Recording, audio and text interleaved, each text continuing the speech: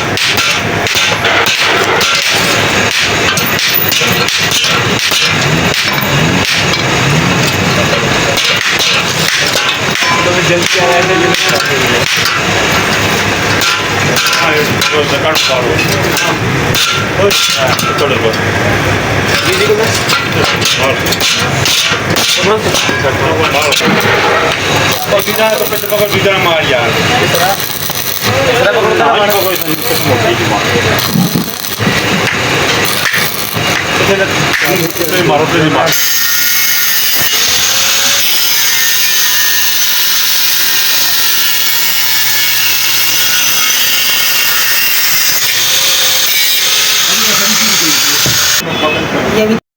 ये भी ब्लेड तैयार हो गया है। इसको अभी हम पहले ग्राइंडर मारेंगे और लेवल करेंगे। इसके बाद हम इसको जो है ना तेज़ करेंगे। ये भी बिल्कुल ओके हो गया। इसको अभी हम तेज़ करते हैं।